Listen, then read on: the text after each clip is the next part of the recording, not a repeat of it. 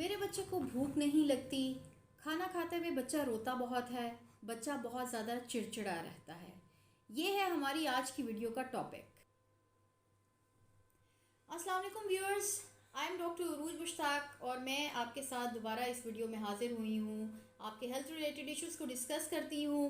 और आज का जैसे कि टॉपिक हमारा है कि बच्चे को भूख नहीं लगती, बच्चा रोता ज़्यादा है, चिड़चिड़ापन ज़्यादा होता है, तो इसका हल क्या है। पिछली वीडियो में हमने डिस्कस की थी इसकी कॉजेज़ यानी वजूहात हमने डिस्कस की थी। और उसमें कोई बीमारी, खून की कमी, इमोशनल स्ट्रेस या बच्चे को फीडर पे लगाए रखना, ये सब ऐसी वजूहात थी जिसकी वजह से बच्चे को भूख कम लगती है। तो अब हम आते हैं कि इसका हल क्या है। सबसे पहली बात तो ये है कि आपको ये आइडेंटिफाई करना ज़रूरी है कि आपके बच्चा किस एज ग्रुप में फॉल करता है।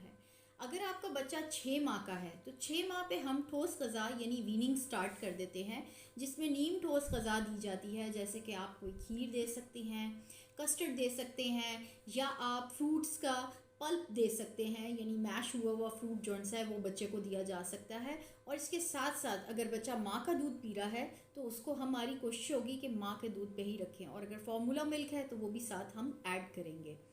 तो इसमें एक चीज़ का आपने ये ख्याल रखना है कि बच्चा हमारी तरह हर टेस्ट को, हर चीज़ को समझता है। उसके साथ हमने ओवरलोडिंग नहीं करनी। आपने अगर बच्चे को एक दिन में खीर दी है तो आप साथ कोई और चीज़ मत ट्राई करें। उसको 2-3 दिन कम से कम उस चीज़ पर सेटल होने दें। उसके बाद आप उसको एक नई चीज़ से मुतारिफ़ कराएं। उसमें आप वेरिएशंस लेके आ सकते हैं। और इसके साथ साथ जो है बच्चे का एक ख्याल रखना है कि 3-3 घंटे का तकरीबन वक्फ़ा होना चाहिए, कि अगर आपने एक टाइम उसको दूध दिया है फिर कम से कम 3 घंटे के बाद आप नीम ठोस ग़िज़ा देंगे। 6 माह से साल तक तकरीबन इसी तरह चलता है। 1 साल के बाद आप बच्चे को अपने ग़िज़ा में जो हम इस्तेमाल कर रहे हैं एडल्ट्स यानी कि वो चीज़ हम शामिल कर सकते हैं। मसलन मैं पहले भी ये कहती हूँ कि सुन्नत तरीका हमें अपनाना चाहिए और बच्चे को दस्तरखान पे बिठाएं, बैठने की आदत डालनी चाहिए। उसकी एक तो ये है कि बच्चा अपने फैमिली मेम्बर्स के साथ ओरिएंट भी होता है, और दूसरा बच्चा देख के खाने की हैबिट एक तरह से सीख भी जाता है। क्योंकि जब माएँ पीछे ले ले के फिरती हैं या बच्चे के मुंह में नवाले बना के डालती हैं तो उससे बच्चा ज़िद्दी हो जाता है, चिड़चिड़ा हो जाता है और मैनिपुलेटिव हो जाता है कि मैं अगर रोऊंगा तो मेरी बात मान ली जाएगी। तो इसलिए आप कोशिश करें कि बच्चे को लाजमन दस्तरखान पे बिठाएं। और अगर बहुत सी माएँ ये कहती हैं कि नहीं मेरा बच्चा शायद खा नहीं सकेगा या मुझे इसको बहुत ग्राइंड करके देनी चाहिए, तो मैं आपको यही कहूँगी कि आप उसके हाथ में रोटी का टुकड़ा पकड़ाएं। ये अल्लाह ताला ने हर जानदार को जो है अपना फीडिंग का एक जो है एक सिरिश्त उसकी होती है जिसमें वो ऑटोमेटिकली खाता है। तो अगर आपका बच्चा कुछ खाता है, कुछ ज़ाया करता है, तो याद रखें कि कुछ ना कुछ उसने खाया ज़रूर है। इस तरह फोर्स भी नहीं होगा और बच्चे का इंटरेस्ट डेवलप होगा। दूसरी चीज़ ये कि आपने एहतियात करनी है कि बच्चे को मोबाइल, गैजेट्स और टीवी के सामने आपने बिल्कुल खाना नहीं देना। यानी एक माएँ आमतौर पर बहलाने के लिए कह देती हैं कि अच्छा मोबाइल पे हम कार्टून्स लगा देते हैं या टीवी पे कुछ लगा देते हैं तो बच्चा जल्दी खा लेगा, but that is not the way. ठीक है, आपने इस चीज़ को बिल्कुल नहीं करना। बच्चे को कोशिश करें कि आप उसको टाइम दें, उसके साथ बातें करें और इंडिविजुअल अटेंशन देते हुए उसको खाने की हम देंगे। इसके बाद 1.5 साल से लेकर 2 साल तक के बच्चे में हम सॉलिड कंटेंट बढ़ा देंगे और दूध की मिकदार जो सी है वो तकरीबन 2 फीडर दिन में रह जाएगी। 2 साल के बाद आप बच्चे को तकरीबन वो तमाम चीज़ें दे सकते हैं जो कि हम खुद खा रहे हैं। तो इसमें आप कोशिश करें कि तीनों जो हमारे बेसिक फूड ग्रुप्स हैं, कार्बोहाइड्रेट्स हैं, फ़ैट्स हैं और उसके अलावा प्रोटीन्स हैं, इनमें से कोई ना कोई तीनों में से चीज़ बच्चे की डाइट में डेली जानी चाहिए। मसलन प्रोटीन्स में आप एग दे सकते हैं और साथ मीट यानी गोश्त दे सकते हैं, चिकन दे लें, फ़िश दे लें, जो आपके लिए अवेलेबिलिटी हो। ठीक है, वो आप डिफरेंट फॉर्म्स में दें। ठीक है, टेस्ट चेंज करके दें तो बच्चे का इंटरेस्ट इंशाल्लाह लाजमन डेवलप होगा।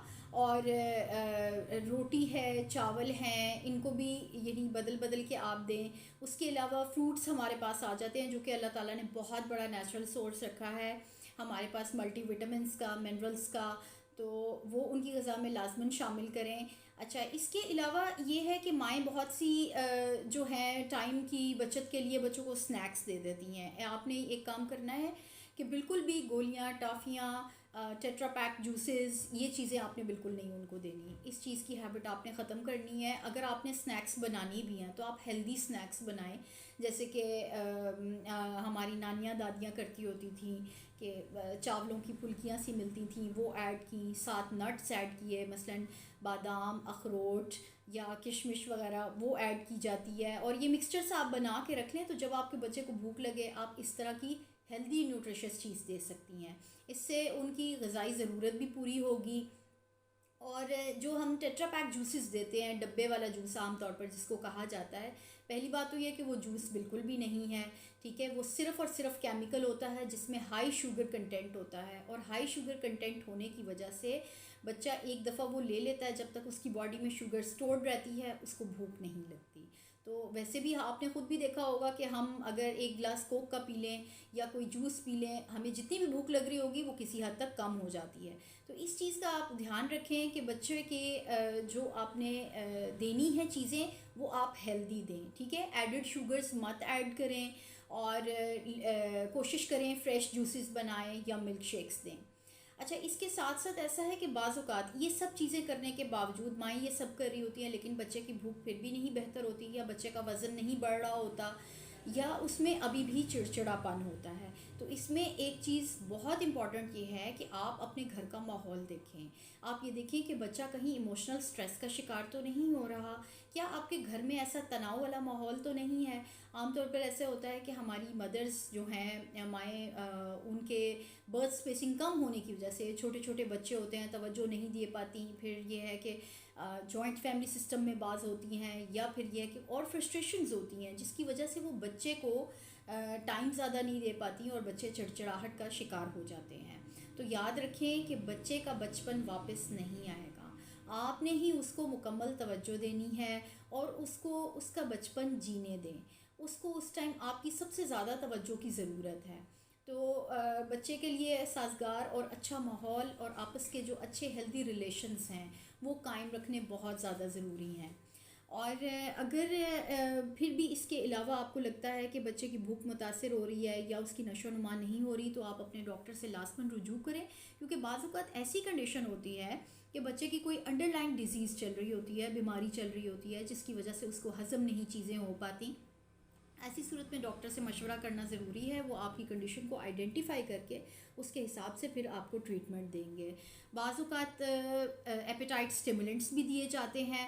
एपेटाइट स्टिमुलेंट्स का मकसद ये होता है कि बच्चे के बेसल मेटाबॉलिक रेट को बढ़ा दिया जाता है, बढ़ जाता है इसके लेने से, यानी उसका एनर्जी जल्दी कंज्यूम होती है, नतीजतन उसको भूख भी जल्दी लगती है। तो ये चंद तदबीर हैं जो मैंने आपको बताई हैं, जिससे हम अपने बच्चे की ग़िज़ाई ज़रूरत का मुकम्मल तौर पर ख़्याल रख सकते हैं और उसमें बेहतर हम कोशिश कर सकते हैं। तो इंशाल्लाह आपको इस तरह की मज़ीद न्यू वीडियोस मिलती रहेंगी, जिसमें आपकी हेल्थ रिलेटेड इश्यूज़ के सवाल जो उनसे हैं उनके हम जवाब लेके आएंगे। तो आप कमेंट सेक्शन में सवाल पूछ भी सकते हैं। इंशाल्लाह मेरी कोशिश होगी कि आपके सवालों के लाज़मन हम जवाब दें।